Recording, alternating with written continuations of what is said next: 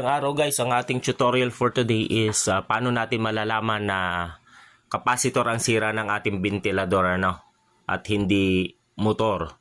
So unang-una, isaksak muna natin yung ating ventilador. So nakasaksak po siya and then naka-off.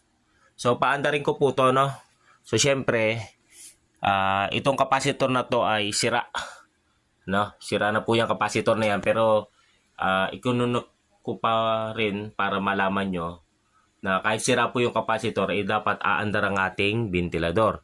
So, lalagay ko po siya sa number 1. So, ayaw nyo gumana. Number 2. Number 3, ayaw. Pero, once na pihitin ko po ang ating ventilador, kahit po sira yung capacitor, dapat aandar po siya. No? So, kung mapapansin nyo, umandar yung ventilador. Medyo mahina siya, hindi siya normal, pero napaandar ang ating ventilador. So, iyan po ang sign kapag ang sira ay capacitor at hindi motor. Kasi kung sira po yung motor, hindi po talaga yan aandar. Puputol yung thermal fuse, mawawala na yung connection. So, iyan po yung sira ang ating capacitor. So, yan po capacitor na niya na nakakabit ay 1.5 at iyan po yung original capacitor niya. So, ngayon, tinulungan ko po ng kamay kaya lang umandar, number 3, pero hindi ganong kalakasan. So, ipapakita ko po sa inyo kapag pinalitan natin ng bagong capacitor kung paano yung magiging andar niya, kung kailangan pa ba natin tulungan o hindi. Pero syempre, kapag good ang ating capacitor, hindi na natin siya kailangan tulungan. So, meron po ako ditong 1.54 ang value. So, kailangan po pagka na ganito po kayo is make sure na makonect nyo ng ayos. Pero for the demo only, ipakikita ko sa inyo. I-connect ko po ito. Ito po kasi busted na yung thermal fuse. Binaypass ko for the meantime habang dinidemo ko lang.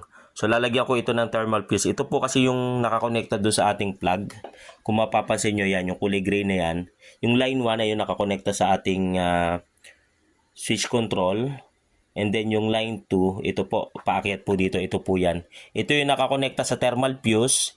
And then thermal fuse muna bago nakakonekta dito sa ating isang linya ng capacitor. Pero since pundido na po yung ating thermal fuse, busted na po siya, temporary po papakita ko sa inyo, binaypass ko. Pero syempre, sabi nga for the safety, palitan natin ng thermal fuse. Pwede po nating ilabas na lang dito and then i-cable tie.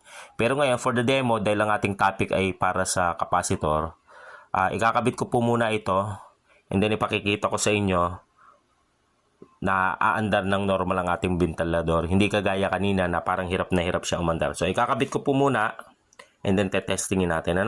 So, ito na nga guys, naikabit ko na. Same value naman, 1.54 lang yung exact reading niya, pero 1.5 po ito. May plus minus 5% naman tayo. So, yan po. So, naka-off, naka number 3 and then switch off ko muna bago natin isaksak. So, isasaksak ko. So, yan, nakasaksak na. And then, kapag good ang motor, good ang capacitor, so even number 1 lang yung settings natin or i-on natin sa number 1, aandar yung ating ventilador ng maayos.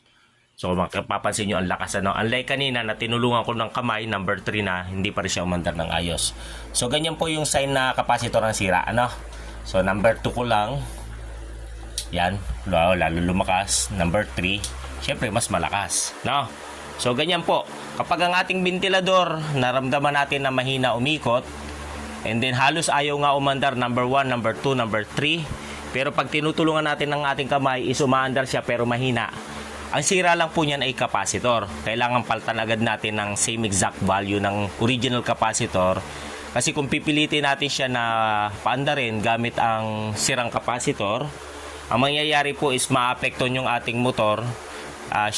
Siyempre iinit ito dahil hindi naman normal yung takbo niya. Ang mangyayari, masisira yung ating thermal fuse, so malalago sa loob, kaya mangyayari mawawalan talaga ng connection ng ating ventilador. So yan po yung topic natin for today kapag sira ang capacitor. Okay, maraming salamat guys, God bless you.